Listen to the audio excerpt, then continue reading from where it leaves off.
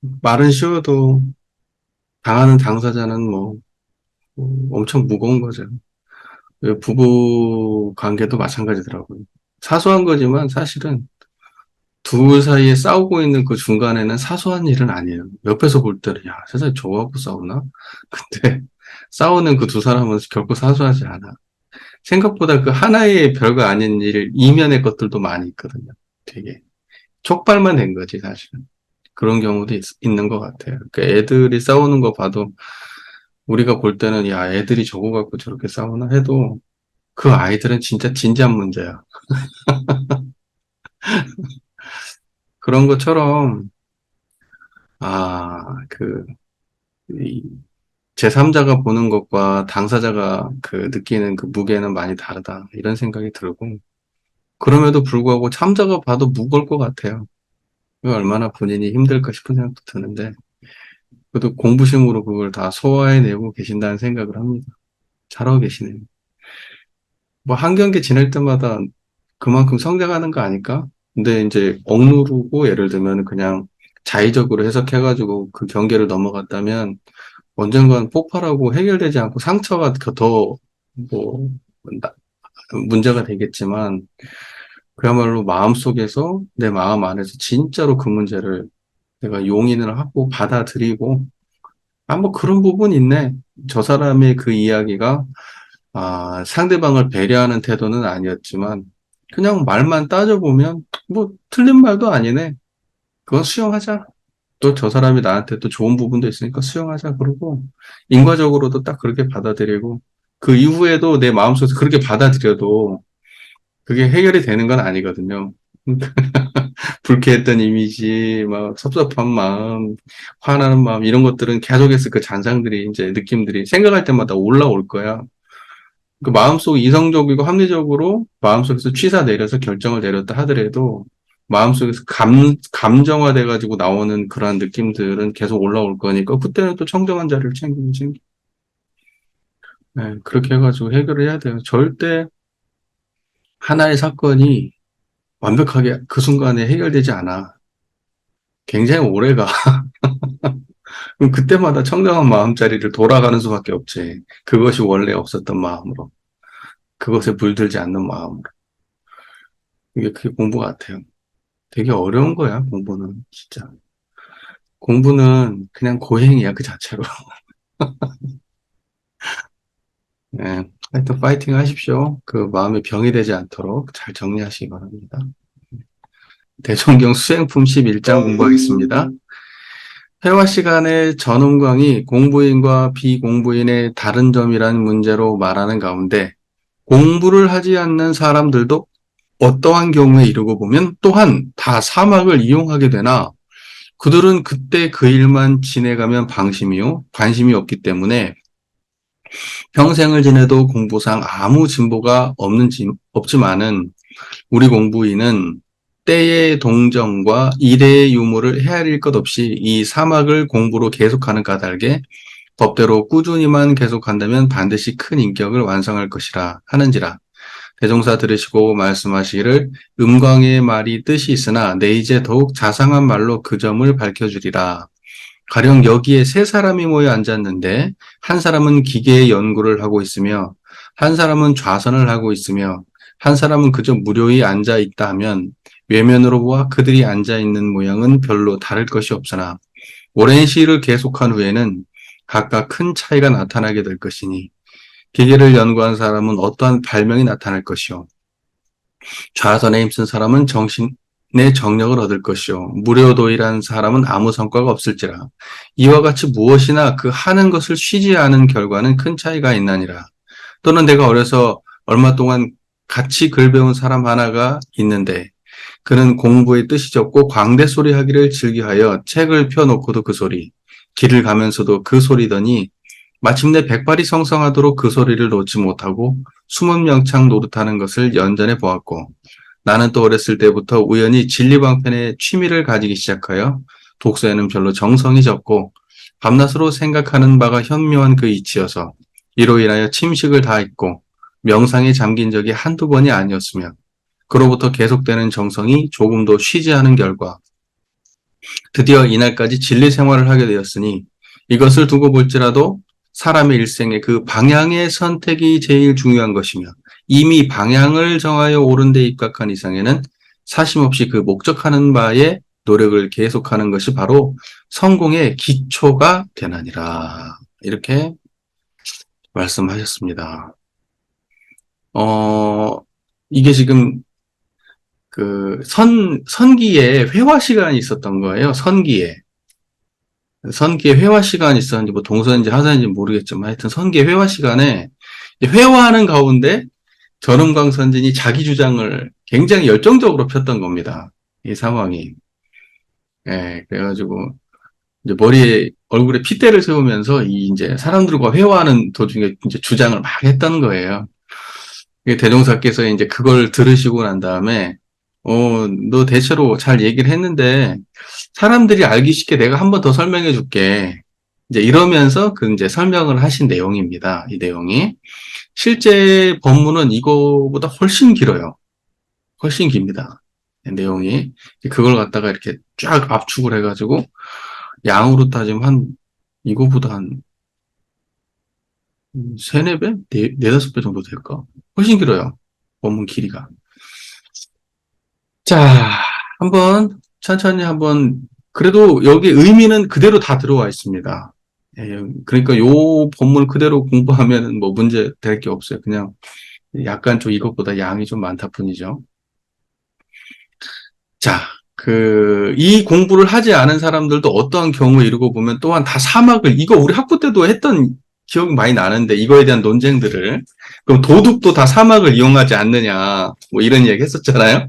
그래서 어떤 경우, 이 공부를 하지 않는 사람들도 어떤 경우 이러고 보면 또한 다 사막을 이용하게 되나, 그들은 그때 일만 지나가면 관심이 없기 때문에 평생 지내도 공부상 진보가 없지만 우리 공부에는 때와 동정, 일에 유물, 헤아릴 것 없이 사막을 공부하기 때문에 법대로 꾸준히 한다면 반드시 큰 인격을 완성할 것이다.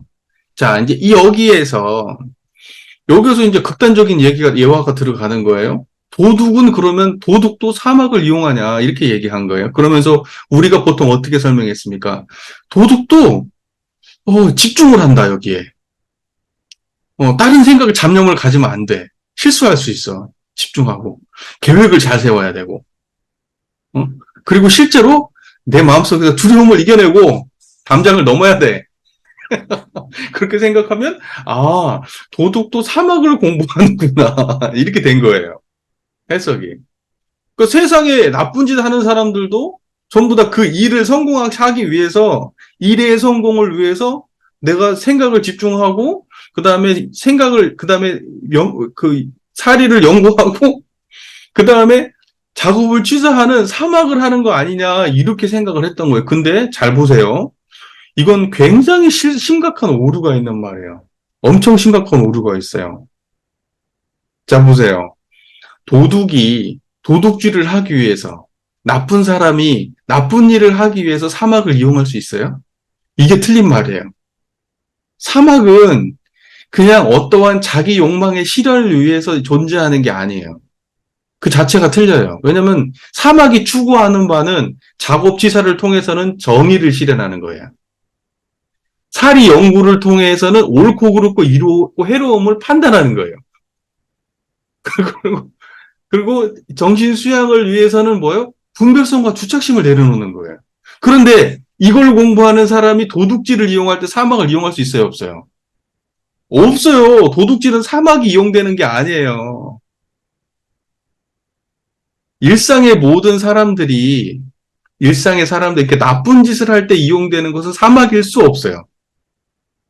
그렇잖아요? 실제 실행을 한다. 우리가 이런 차원에서 작업 시사를 해석하면 잘못된 거예요. 육군을 작용하는 것이 무조건 사막을 수행하는 게 아니고 육군을 정의의 방향으로 쓰는 게 사막이죠.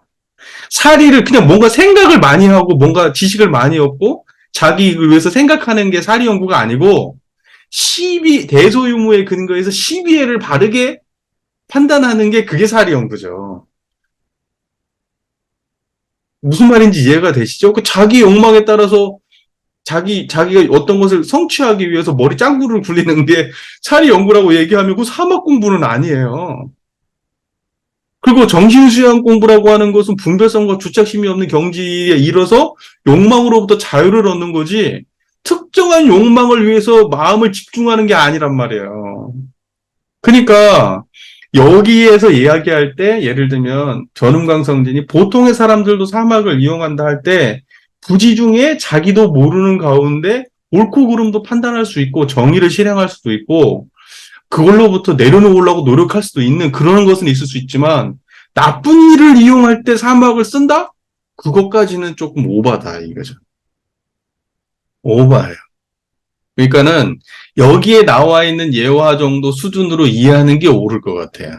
우리는 이제 이 하나의 예화를 놓고 극단적인 예화까지 찾아서 과연 이때도 우리가 사막을 이용하는 거 아니냐 막 이러면서 그 선악의 뭐냐면 가를 완전히 뭐랄까 굉장히 애매한 태도로 이 사막을 그냥 기능적으로만 특정한 누군가가 자기 욕망을 실현하기 위한 그냥 방법 정도 기능적으로 그렇게 기계적으로 이걸 하면은 그건 아주 잘못된 거라는 거죠. 전혀 생뚱맞은 해석이에요. 근데 왜 우리가 과거에 그런 식으로 해석할 수밖에 없었나 생각해 보면 사막을 잘 몰라서 그랬던 거예요. 어설프게 사막을 알고 그냥 어설프게 그냥 이걸 세속적으로 해석을 했던 거예요. 세속적으로. 근데 이러한 식의 태도로 우리가 사막을 이용하고 있죠, 사실은. 지금 현재도. 그게 안 좋은 일이 아니어서 그렇죠. 사실은 나에게 이익되는 방향으로 사막이 쓰여서 내가 시험도 합격하고 돈도 벌고 명예도 얻고 건강도 찾고 인간관계도 회복하고 하는 그러한 방법론으로서 사막을 이용하고 있는 거예요. 지금도. 물론 그러한 것이 없는 건 아니죠. 우리가 사막을 잘 실용하면 그거 따라옵니다. 하지만 본질은 그게 아니에요. 이걸 지킴으로써 따라오는 부차적 산물들이지 여기 이게 지말적인 게 핵심이 아니란 말이에요. 물론 이것이 안 따라온다 이건 아니에요. 전혀 아니에요. 그런 말은 아닙니다. 이거 하면 다 좋아져요. 나머지들도. 하지만 이걸 위해서 이걸 하는 건 아니었어. 우리가 이걸 하는 공부는 사막 공부를 하는 이유는 개교의 동기에서 말씀하신 대로 파란고의 일체생명을 광대무량한 낙원세계로 인도하기 위한 거죠. 그러니까는 그러기 위해서는 사막 공부를 하다 보면 개인적으로 내적 역량이나 지식적인 거나 취사적인 거나 그런 것들이 다 늘어가기 때문에 실제로 나에게 이익이 오고 가정도 좋아지고 모든 게 좋아지는 건 맞지만 그것을 위해서 사막 공부를 한다 그러면 원래의 본의보다 훨씬 더 지말적으로 해석하는 그런 상황이 되는 거예요. 제 말의 본의가 잘 이해가 되셨죠? 네. 자, 그러니까는 전은광 성진이 말씀하신 이 내용에서 일반 보통의 사람들도 이 공부길을 모르는 사람들도 부지 중에 자기도 모르는 가운데 삶의 자기의 어떤 그 생존을 위해서 사막을 이용하고는 살아갈 수 있다. 그렇잖아요, 우리가 12일 우리가 원불교를 안 다니는 사람도 옳고 그렇고 이롭고 해로운 것을 판단하려고 노력해요. 또 정의 실행을 하려고 노력해요. 또는 내 번뇌로부터 벗어나기 위해서 나름의 방식으로 노력해요. 노래방에 가서 노래를 부르면서 풀기도 하고 친구들하고 수다를 떨면서 풀기도 해요. 하지만 이 사람들은 이것이 이거 내가 지금 하고 있는 행위가 공부적으로 어떤 건지도 모르고 이러한 어떠한 그 부차적 방법을 통해서 지금 당장 자기의 문제를 해결하는 방편으로 쓰는 거지 근본적으로 자기 역량을 키우기 위해서 행위하는 게 아니에요. 그러니까는 필요에 의해서만 잠깐 쓰고 말아요. 그러니까 우리가 공부를 평소에 잘못하는 경우가 이런 거죠. 악경계다. 그래서 그때의 나의 힘듦을 극복하기 위해서 공부를 쓰는 거예요. 악경계다. 근데 그 악경계다도 항상 얘기하죠. 순경이 아니라 역경. 나를 기분 나쁘게 하고 힘들게 하는 그 순간의 경계. 이걸 갖다가 넘어가기 위해서 이걸 해결해서 내가 좀 행복해보자고 내가 좀 편해보자고 하는 공부란 말이에요. 그러니까 이것도 엄밀하게 얘기하면 전은광 선지의 말하는 그 동과 정과 일의 유무를 헤아릴 것 없이 하는 사막 공부는 아니에요. 이것은 철저하게 자기 욕망에 부합하는 방식으로 사막을 이용하는 거죠. 그러니까는 이런 식으로 공부를 하게 되면 일반인은 말할 것도 없고 공부를 한다고 하는 사람조차도 이런 식으로 공부를 하게 되면 그럼 이 공부는 지속되는 공부가 아니죠. 특정한 욕망에서만 발동되는 아주 그 세속적 공부죠. 그렇게 전락이 돼버리는 거예요. 전원광 선지는 이거에 대해서 비판을 하는 입장에 쓰신 거고 그런 식으로 공부하는 건 아니다. 우리가 공부심을 가지고 공부한다고 하는 것은 어떠한 특정한 사안에 자기 스스로 그 문제를 해결하기 위해서 몰입해서 부지중에서 그렇게 활용하는 그러한 사막하고는 다른 거다. 우리는 제가 좀 확대해서 해석하자면 성불재중 재생을 위해서 하는 것이고 이론상을 신앙의 대상과 수행의 표본으로 모으시고 일의 유무와 동정에 관계없이 항상 하는 공부다. 이제 그렇게 돼야지 꾸준히 공부를 하게 되면 3대력이 그 높아가서 그야말로 불지에도 오르고 재중도 할 수 있는 역량을 갖추게 된다. 그 이야기의 본인은 알겠죠. 이제 그래서 이게 수행품에 들어가 있는 게 아닌가 싶은 생각이 들어요, 이 법문이. 자, 그러니까 사막 공부라고 하는 것은 우리가 상식적 수준에서 이루어지는 공부도 아니고 특정한 욕망의 실현을 위해서 하는 공부도 아니다. 이걸 좀 전제했으면 좋겠어요. 아시겠죠? 우리가 이걸 지금 현재 지금 우리 교단에서는 분위기가 뭐냐면 이 사막 공부를 철저하게 수단으로 쓰고 있어요. 수단으로. 나의 행복의 수단으로. 하지 말라는 건 아니지만 그렇게만 접근해서는 대종사님의 본의에 제대로 부합할 수 없다라는 게 저의 사견입니다. 자, 그 다음 보죠. 대종사 들으시고 말씀하시기를 음광의 말의 뜻이 있지만 내 이제 더욱 자상한 말로 그 점을 밝혀주리라. 사람들이 좀 이해하기 쉽게 내가 조금 더 설명을 좀 해주겠다. 이렇게 말씀하십니다. 그래서 가령 세 사람이 앉아 있는데 한 사람은 기계를 연구하고 한 사람은 좌선을 하고 한 사람은 그 자리에 앉아 있다. 자, 그러니까 겉으로 봤을 때는 그 세 사람이 하나도 다름이 없어요. 똑같아. 그냥 앉아 있는 거야. 근데 한 사람은 기계 연구하면서 앉아 있고, 한 사람은 좌선을 하면서 앉아 있고, 한 사람은 그냥 앉아 있어. 그런데 지금 앉아 있는 모습은 전혀 다름이 없는데 내면에서는 그 역량이라고 하는 것이 완벽하게 다르게 나타나고 있죠. 그것도 잠깐이 아니라 오래오래 계속하면 확실하게 다른 역량으로 세 명이 나타날 거예요. 그죠? 그 기계를 역량한 사람, 기계에 대한 연구를 한 사람은 어떤 발명이 나타나고 좌선에 힘쓴 사람은 정신력이 좋아질 것이고 무료도일한 사람은 어떤 성과도 없겠죠. 자, 대종사님은 이렇게 선명하게 말씀을 해주십니다. 우리가 사막을 한다고 해서 그러니까 여기에는 이제 여기 제가 조금 그 사족을 붙이다면 우리가 사막 공부는 다 해. 공부인도. 사막 공부는 다 하지. 누구나 다 사막 얘기하지. 초기 교단부터 지금에 이르기까지 원불교 이론상 사원선 성업할 줄 모르는 사람 누가 있어. 다 열심히 해. 겉으로 보기엔 다 열심히 해. 다. 근데 어떤 사람은 이론상을 신앙의 대상과 수행의 표본으로 정확히 알고 그 길을 가는 사람이 있고 어떤 사람은 한다고는 하지만 폰만 잡고 있는 사람도 있고 어떤 사람은 하기는 하지만 자기 세계에 빠져가지고 잘못된 방향으로 하기도 해요. 그러다 보니까 처음에는 다 똑같이 하는 것 같은데 시간이 지나면 너무나 다른 결과가 나오는 거예요. 똑같은 도가에서 공부를 해도. 그러니까 진짜로 이론상의 자리를 알고 공부하면 실제로 3대력이 양성이 되지만 이론상 자리 모르고 자의적으로 해석하면 그 사람이 하는 말이 대종사님의 법이 없다니까. 자기 세계에 빠져가지고. 그리고 실제로 역량이 안 생겨요. 자꾸 이상한 말만 해. 그리고 여기에는 법이 없는 것 같아서 다른 데로 가기도 하고. 그 결과는 천차만별로 나타난다고.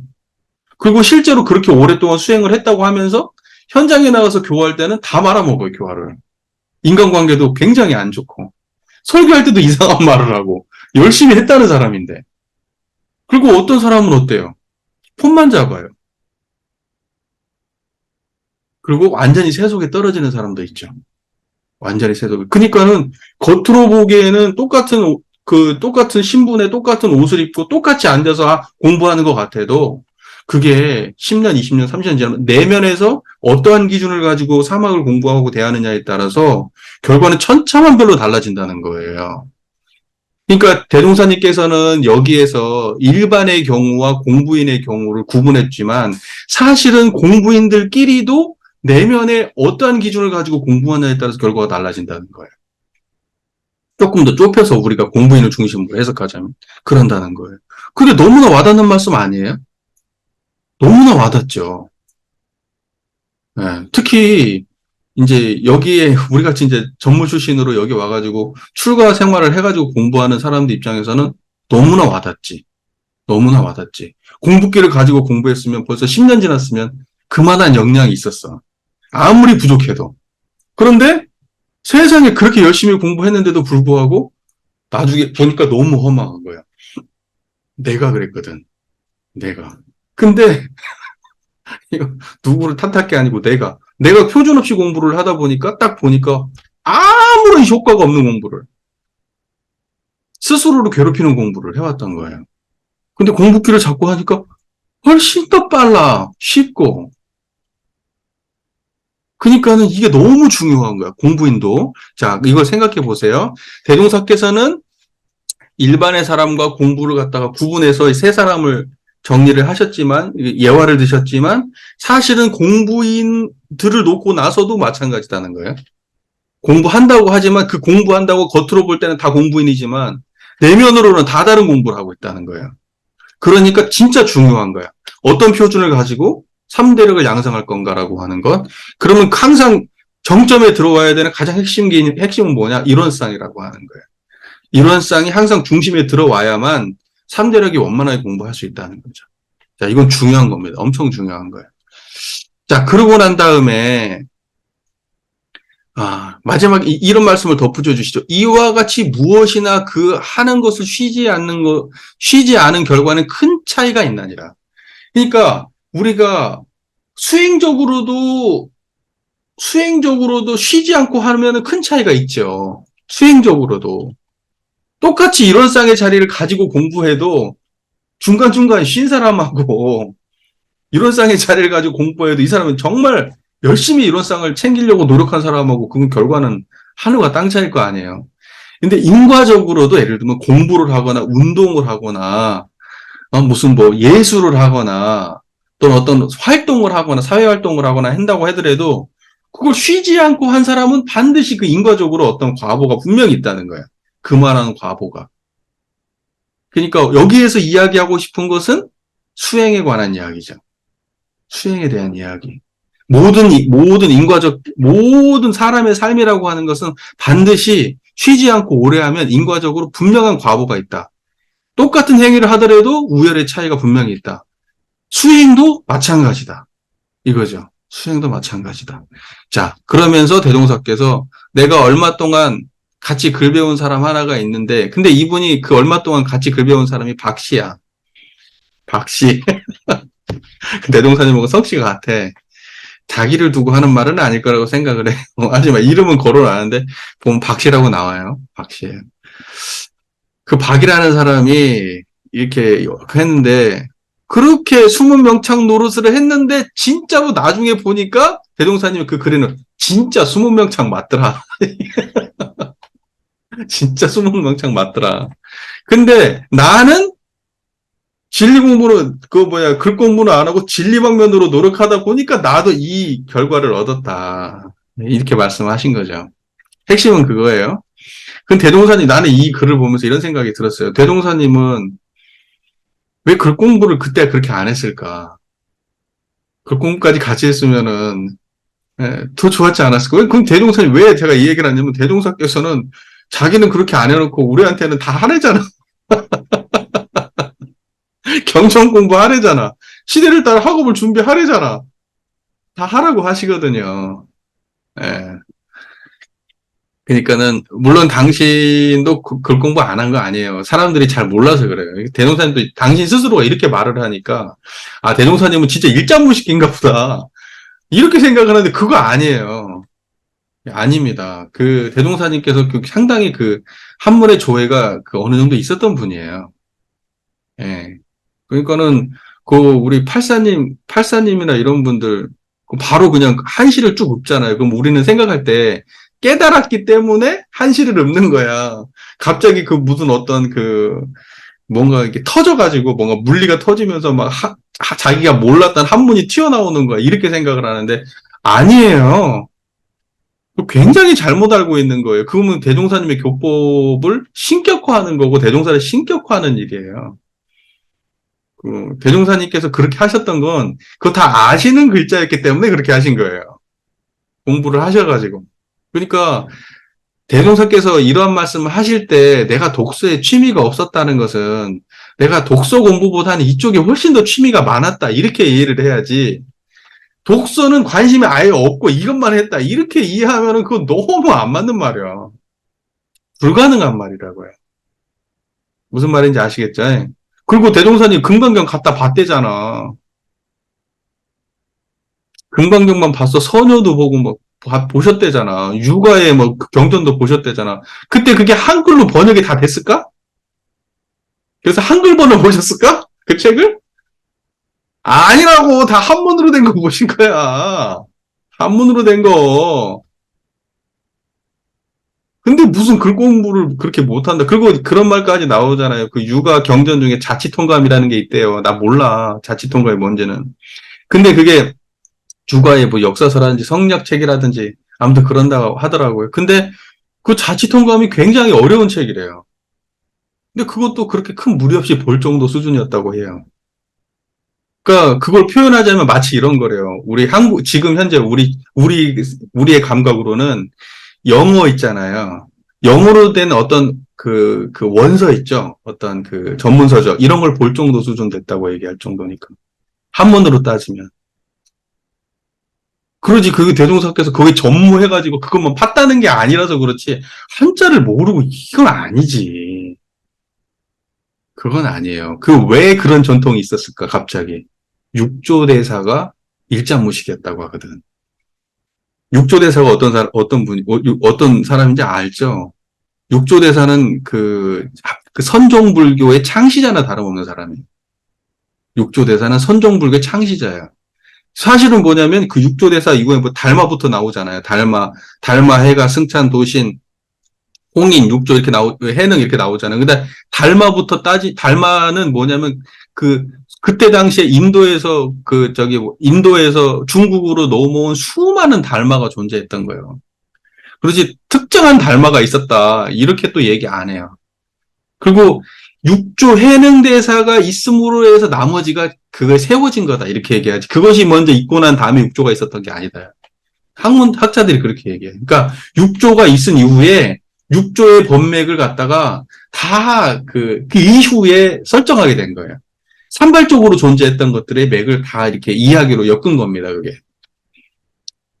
그러죠. 우리가 생각하는 것처럼 뭐 몇 조 탁탁탁탁 내려와가지고 뭐 1대1로 전승받고 이런 게 아니에요. 그러니까는 지금 현재 선불교의 창시자가 육조다 이렇게 얘기한단 말이에요.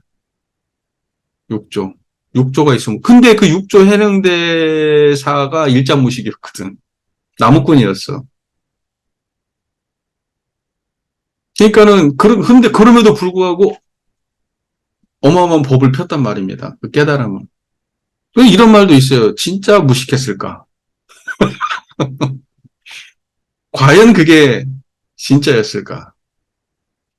예. 진짜로 아무것도 모르면 어떻게 말이 나옵니까? 그러니까 상식에 부합하지 않는 거고 신격화하기 위한 방편이야, 제가 볼 때. 근데 그러한 어떠한 그 깨달은 자들은 그런 깨달음으로 인해서 모든 걸 해결했다라고 하는 그래야 진짜 특별한 거니까. 그런 이적도 없으면 성자 아니거든. 옛날 분들의 의식 구조가 그런단 말입니다. 그러니까 대종사조차도 그렇게 특별하게 만들고 싶었던 것 같아요. 그러나 절대로 대종사께서는 글자를 모르던 분이 아니에요. 책 보는데 문제가 없는 정도 수준은 되신 거예요. 막 무슨 학자 뭐 이렇게까지 한 건 아니었을지 모르지만 글자를 보고 뜻을 파악하고 하는 게 문제가 있는 분이 아니었다고. 무슨 말인지 제 말 이해되시죠? 그 오해하시면 안 됩니다. 다만 대종사께서는 확실히 그거보다는 어디에 있었을 거야? 진리를 깨치는데 당신의 에너지가 훨씬 더 가 있었던 건 분명한 사실일 거예요. 그러니까 거기에서 답을 찾으려고 노력하지 않으셨던 거죠. 자, 그러니까 우리가 그 대종사님이 깨달으실 때 그때 상황을 생각해 보면은 그 이제 왔다 갔다 하는 유학자가 또는 뭐 증상교 이런 사람들이 뭐 오유영부, 김영선약, 기영태극, 우형궁궁 뭐 이런 이야기를 했는데 아니 그러한 이야기를 들으면서 옆에서 환히 그 내용을 알았다? 한자를 모르는데 그 얘기를 여천지 합기덕 여일월 합기명 여사시 합기기룡 뭐 이런 얘기를 하는데 그 얘기를 듣고 알았다? 아니, 그게 말이 되냐고. 내가 지금 영어를 모르는데 저쪽에서 영어를 이야기하고 있는데 그걸 갑자기 알아들어 뜻을? 그걸 알아들은 것뿐만이 아니고 그 원래 내면에 무슨 말인지 깨달음을 얻었다고? 아, 이게 가능하냐고. 여러분들은 그렇게 생각하시면 안 돼요. 너무 실제에 어긋나는 말입니다. 그 인과적으로 안 맞는 말이에요. 대종사께서는 글 공부 충분히 하실 만큼 하신 건데 거기서 답을 못 찾았던 거예요. 그리고 거기서 구하려고 생각도 안 하셨고. 그리고 나중에 깨닫고 난 이후에 모든 공부가 다 한 자리로 돌아오신 거예요. 예. 자, 그렇게 하시고. 대종사는 어떻게 하셨냐? 당신이 어떻게 진리 연마를 하셨는지 나와. 나는 또 어렸을 때부터 우연히 진리 방면에 취미를 가지기 시작하여 독서에는 별로 정성이 적고 밤낮으로 생각하는 바가 현묘한 그 이치여서 당신 스스로 그렇게 말씀하시죠. 밤낮으로 현묘한 그 이치를 연구한 거예요. 밤낮으로. 우리는 낮에도 잘 안 하고 밤에 잠자기 바쁘고 밤낮으로 그것만 공부야. 그것만 관심 있어. 침식을 다 잊고 뭐, 이 침식이 뭐예요? 뭐 먹고 자고 하는 거 관심 없어. 먹고 자고 이런 거 관심이 없어. 그걸 다 잊어버리고 명상에 잠긴 적이 한두 번이 아니었으면. 그로부터 계속되는 정성이 조금도 쉬지 않은 결과 드디어 이날까지 진리생활을 하게 되었으니 이렇게 말씀하죠. 당신의 구도를 너무 짧게 말씀하시지만 어떻게 당신의 인생을 한평생을 어떻게 어렸을 때부터 진리에 관심을 가지고 밤낮을 잊고 먹는 것도 있고 오로지 거기에만 명상에 잠기고 그렇게 살아왔다. 내가 지금까지 그렇게 산다. 이렇게 말씀하세요. 이것을 두고 볼지라도 사람의 일생에 그 방향의 선택이 제일 중요한 것이며 자 보세요. 대종사께서는 방향을 어디로 정했죠? 진리를 연구하는 데 방향을 정했어요. 지금까지 그렇게 살고 계시고 자 그런데 그래서 지금 우리가 중요한 것은 방향이라고 제가 항상 말씀하시죠. 열심히가 아니라고. 방향이 선택되고 열심히 해야지. 우리 마음속에서 우리가 그 교리에 대한 이해가 분명하고 마음의 대중이 분명한 상태에서 열심히 해야지. 자기가 어느 곳을 향하고 있는지 수행한다고 앉아있으면서 어느 곳을 향해 있는지 번뇌를 향해서 어떤 자기 특정한 평안함을 향해서 욕망을 향해서 열심히면 그 결과는 안 나온다니까요. 물론 진리냐 밥 먹을 거냐 과학을 연구할 거냐 예술을 할 거냐 일생의 그 방향도 중요하지만 내가 진리를 연구하려고 그 상황에 들어왔다 하더라도 거기에서 진짜 또 방향이 있다고. 제대로 해야 되거든. 예. 이미 방향을 정하여 옳은 데 입각한 이상에는 사심없이 그 목적하는 바의 노력을 계속하는 것이 바로 성공의 기초가 되라니라.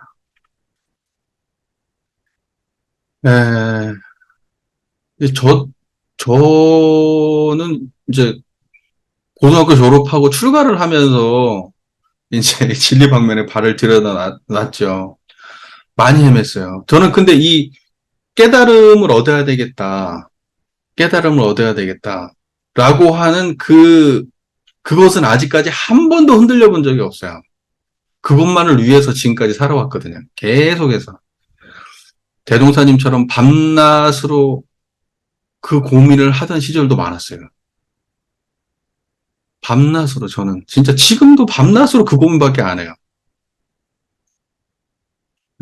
잠자다가 이렇게 그 어떤 책을 이렇게 보다가 보면은 해결이 안 된 게 있잖아요. 이게 뭔가 해결이 안 된 거 있으면 누워가지고 다 눈 감고 계속 그걸 생각해요. 뭔가 저건가 저렇게 생각해야 되나? 지금도 그래요. 지금도. 아, 고민이 계속 그래. 그리고 아침에 딱 눈 뜨자마자 그거부터 생각이 나요. 눈 뜨자마자 앉아갖고 책 그거 일단 또 찾아봐. 여러분도 그러시나요? 저는요, 지금도 온통 그 생각밖에 없어요. 어떻게 하면, 내가 정말로 제대로 잘못된 거 없이 온전하게 제대로 내가 그 진리를 인식할 수 있나? 내가 잘못된 것은 없을까? 내가 부족하게 이해한 것은 없을까? 이거 지금도 저는 항상 고민이에요. 항상 고민. 음, 꾸준히 계속 이렇게 해야 되겠죠. 더 열심히 해야 되겠죠. 음, 제가 말했잖아요. 저는 꿈속에서도 공부한다니까요. 꿈속에서도, 꿈속에서 이제, 꿈속의 주인공이 거기서 공부를 해. 꿈속에서 뭔가 이렇게 누군가하고 막 마찰이 일어나잖아요. 마찰이 일어나 꿈속에서 싸우잖아. 그러면 그때 그 꿈속의 주인공이 내가 마음을 챙겨야지. 청정한 자리를 놓치지 말자. 그리고 거기 안에서 공부하고 있다니까. 그래도 잘 안 돼요. 그래도 잘 안 돼요. 그러니까 참 이 진리의 길은 그 깨달음의 길은 멀고도 험하다. 예, 갈 길이 멀다. 이런 생각 정말 많이 합니다. 얼마나 미숙한지. 그래요. 자, 이제 좀 정리를 하겠습니다. 우리가, 이제, 여기 이제 그 대동사님 당대의 약간 그 느낌을 알 수가 있죠. 그 이제, 회화는 이제 선에서, 그, 이제 선기에도 회화를 했었던 겁니다. 그 선기에도 회화를 했는데, 그 회화에 그, 핏대를 세우면서 자기 주장을 하고, 또 그걸 가만히 듣고 있던 대종사께서 이 회화에 딱 들어오셔가지고, 여기에다 한 말씀을 더해가지고 또 자비롭게 또 풀어가지고 의미부여를 더해주시고 하는 그런 어떤 그 법열이 넘치는 그러한 그 법회의 모습이다. 이게 그런 생각을 합니다. 그래서 여러분들도 이미 옳은 길에 입각을 하셨고 진리의 방편에 이미 진리의 길에 들어 쓰셨으니까 다른 거 여러 가지 힘든 상황들도 많이 있겠지만 그래도 이걸 통해서 극복해 나가시고 한 길을 쭉 가셔서 대동사님께서 말씀하신 그대로 정말로 성공했으면 좋겠어요. 자기 스스로 떳떳하게. 예. 그래서 여기저기 좌우 돌아보지 말고 한 길로 쭉 가시기를 바랍니다. 우리 세대뿐만이 아니고 우리 앞 세대도 그렇고 그 뭐랄까 배고팠던 시대나 또는 이 근대 산업화 시대를 살아갔던 사람들의 특징이 뭐냐면 모든 걸 수단으로 생각하는 거예요. 수단으로. 그러니까 성공의 수단으로. 자기의 인생마저도 성공의 수단이야. 나의 희생도 다 성공의 수단이고, 내 자식의 교육도 성공의 수단이야. 내가 친구를 만나는 것도 행복을 위한 수단이고, 응? 내가 직장 다니는 것도 돈 벌어서 행복하기 위한 거고, 내가 예술을 하는 것도 수단이고, 다 수단이야. 그러니까는 세상의 모든 것들을 수단으로 생각하는 그런 태도를 가진 세대가 있는 것 같아요. 지금도 인간이 다 그러고 살기는 살아. 그런데 우리가 사막을 공부하는 것은 그 자체로 목적이에요. 그 자체로 목적이에요. 이건 무언가를 얻기 위해서 과정으로서 존재하는 게 아니라 이 자체가 목적이라고. 예, 우리가 진리 공부를 하는 것을 꼭 어떤 무슨 수단이 있어야 뭘 위해서, 행복을 위해서, 돈을 벌기 위해서. 물론 그것도 제가 분명히 말씀드리지만 그게 없는 게 아니에요. 그것도 중요한 이유 중에 하나는 분명한 거예요. 하지만 인간이 인간으로 태어나면 이걸 해야 된다. 라고 하는 그냥 그게 근본 전제예요. 이게. 그러니까는 진리에 대한 공부는 내가 예술을 해도 해야 되고, 내가 예를 들면 어디 가서 공무원을 해도 해야 되고, 운동을 하는, 체육을 하는 사람이라도 그걸 해야 되고, 무슨, 그 농사를 지어도, 공장에서 일을 해도, 내가 뭐 대단하게 우주를 탐구하는 사람이고, 과학자라도 다 이 공부는 해야 된다는 거예요. 그래서 그 모든 공부가 인류를 위해서 쓰이고 세상에 좋게 빛을 발하는 거지. 그 물질의 세력 전체 어떤 걸 다 합쳐도 거기에는 가치가 없다니까, 물질의 세력에는. 그래서 물질의 세력은 우리가 쫓으면 쫓을수록, 거기에 집착하면 집착할수록 훨씬 더 그 인간성이 고갈되고 그 안에서 갈등이 생기고 소외되는 사람이 생기고 격차가 생기는 거예요. 물질의 세력은. 근데 철저하게 우리는 물질의 세력을 추구하기 위해서 공부를 한다고 생각을 해버리니까 이게 얼마나 어불성설이냐고. 물질의 세력을 선용하기 위해서 이 공부를 하는 것인데, 물질의 세력을 추구하기 위해서 이 공부를 해버리니까 어떻게 되냐고, 그게. 그러니까는 우리는 물질의 노예로부터 벗어나기 위해서 공부를 하는 게 아니라 물질의 노예가 되기 위해서 공부하고 있는 거야. 사법 공부를 수단으로 삼아버리면. 제 말이 이해가 되시죠? 그러니까 그렇게 해석을 하는 우리 교단의 풍토가 너는 너무 못마땅한 거야. 너무 못마땅한 거야. 그러면 사법 공부하면은 인간관계 좋아지고 아니, 그거 따라온다니까. 그거 없다. 그거 전혀 무용하다. 이런 말 아니야. 따라온다니까? 그것들은? 이거 잘하면 따라오겠지. 그게 인과 아니에요? 인성이 좋으면 사람 관계가 좋아지는 거 아니야? 12회가 밝으면 사업에도 성공하는 거 아니야? 아니, 당연히 그렇게 되는 거잖아요. 작업지사를 잘하면은 그 사람이 어디 가서 인정받겠지. 그건 당연한 이야기지. 하지만 우리가 철저하게 그걸 위해서 이걸 한다? 이런 태도는 곤란하다는 거야. 시작부터. 그래서 저는 이거에 대한 것을 지적하고 싶은 것이지 그 이후에 따라오는 것 자체를 문제 삼는 게 전혀 아니에요. 네, 그건 전혀 아닙니다. 그건 많이 오니까요. 좋은 거예요. 하지만 시작점에서 그런 태도는 곤란하다. 이런 말입니다. 네. 교수님 말씀 중에 물질의 세력에는 가치가 없다 하셨는데 그게 무슨 말씀이세요? 이거 생멸한다라는 말씀이신 거예요? 예, 교무님. 내가 어떤 말을 어떻게 잘못했는지는 모르겠지만, 물질의 세력은 물질의 세력 그대로지. 예를 들면, 물질의 세력이 커가면서 거기에서 자연스럽게 예를 들면 가치 구현이 되는 게 아니라, 물질이라고 하는 건 그냥 물질이에요. 이것을 갖다가 옳고 그르고 이롭고 해롭게 또는 정의롭게 생각하고 판단해서 활용하는 문제는 이건 도가에서 하는 문제라는 거예요. 그러니까 모든 물질을 공부할 때 있어서 그 물질을 바르게 선용할 수 있는 도가 공부는 항상 함께 해야 된다라는 이야기죠.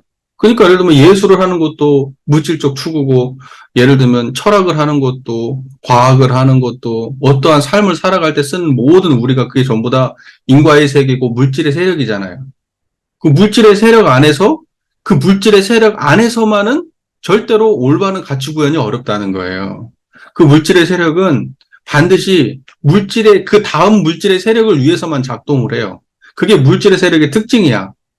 자기하고 똑같은 논만을 생산해내. 그거에 대한 확장과 증식. 그게 물질의 특징이에요. 물질계의 특징.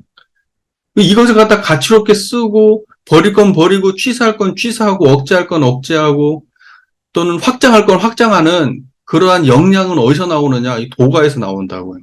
정신의 세력에서.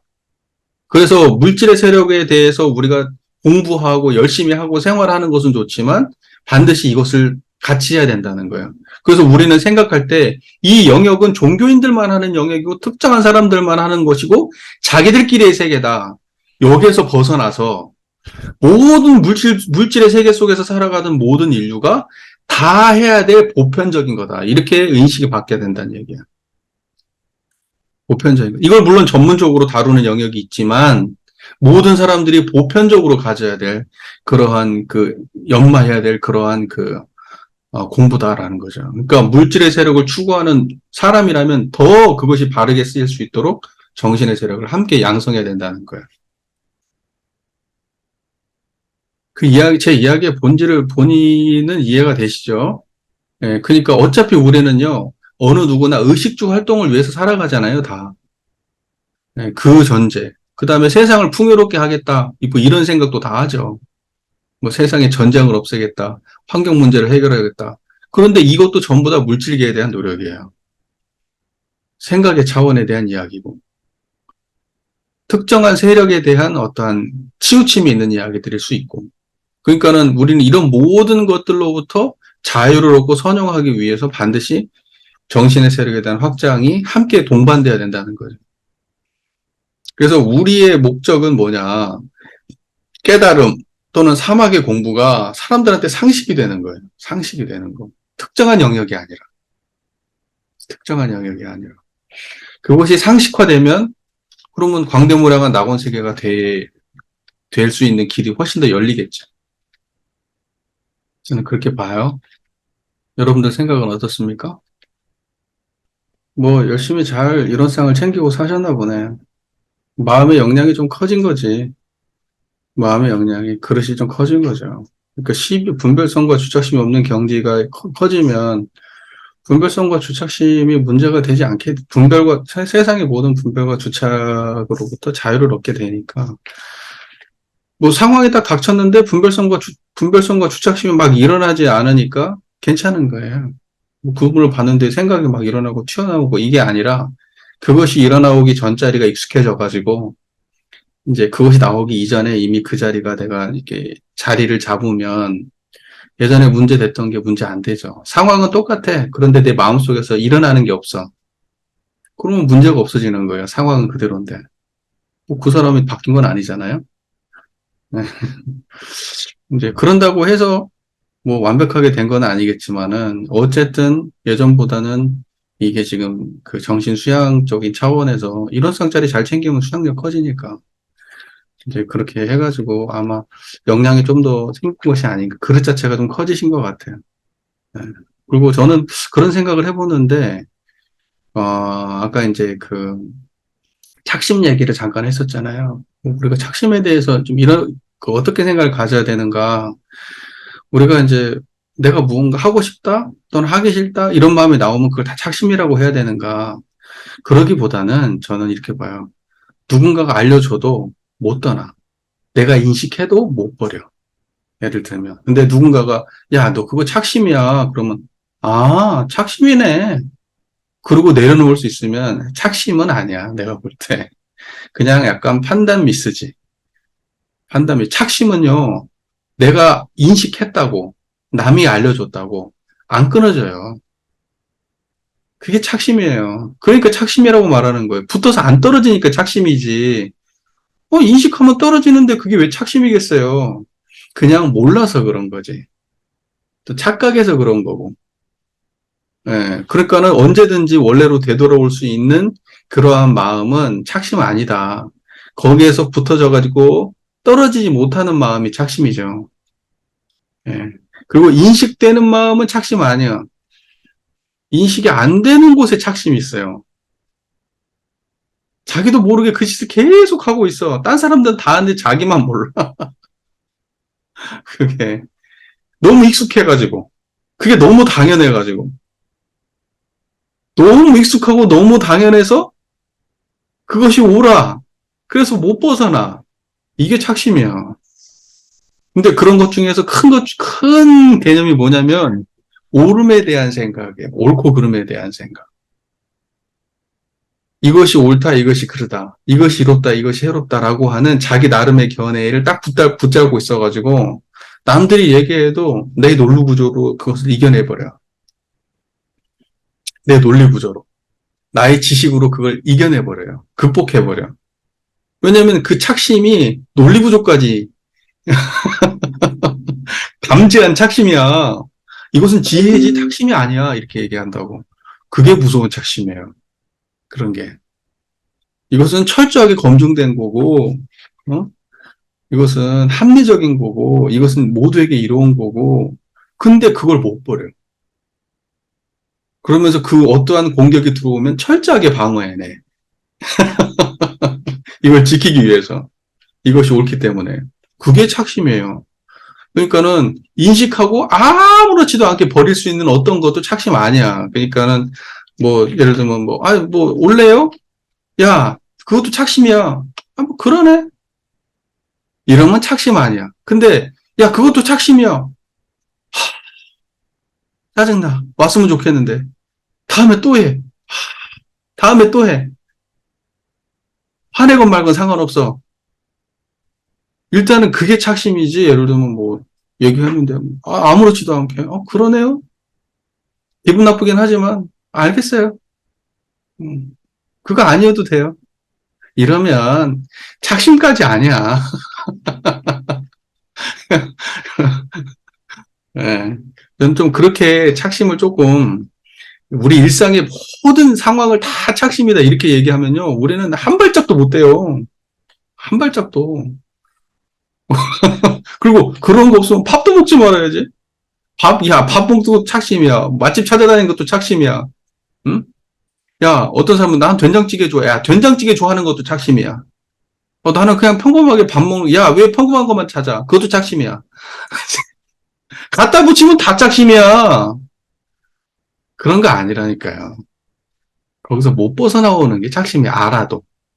알아도 방어하려고 하고 계속 그걸 지키려고 하고 못 벗어나오고 그걸 대상화할 수 없어. 그게 딱 나야.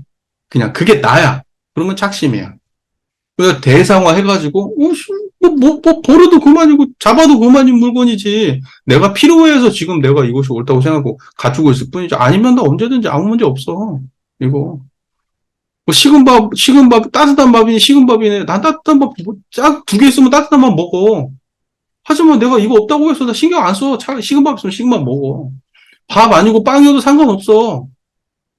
지금 내가 밥을 좋아하니까 밥을 먹는 건데, 그 밥이 없다면 빵 먹어도 다 문제되지 않아. 이러면 착심 아니라고. 네. 그 정도로 좀 이해해줬으면 좋겠어요. 스스로를, 네. 그렇게 착심 있는 인간이다. 규정할 건 없다. 이 얘기를 많이 했거든. 내가 엄마 오라고 이 얘기를 엄청 했거든. 착심이 있는 거. 그러니까 엄마가 요번에 엄마가 짜증이 요번에 났구만, 지금. 그건 착심인 거 없어. 어, 그건 착심일 수 있지. 똑같은 얘기를 반복적으로 했으면. 엄청 했어요.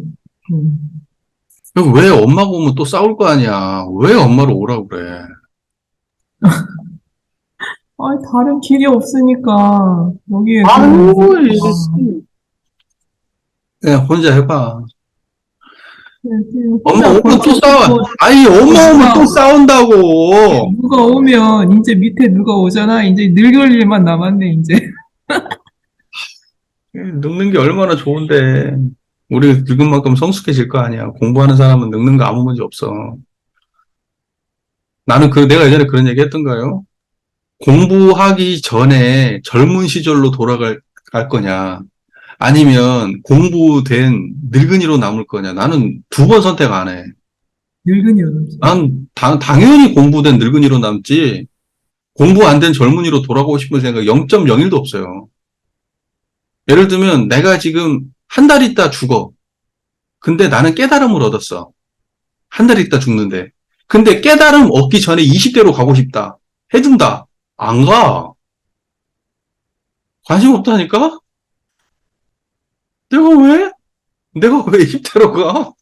깨달은 지금 한 달을 살아도 깨달은 한 달을 살고 싶지. 그 괴롭고 자기 욕망의 문제 해결 못하는 그런 삶을 20대로 가고 싶은 생각 일체 없어요. 예.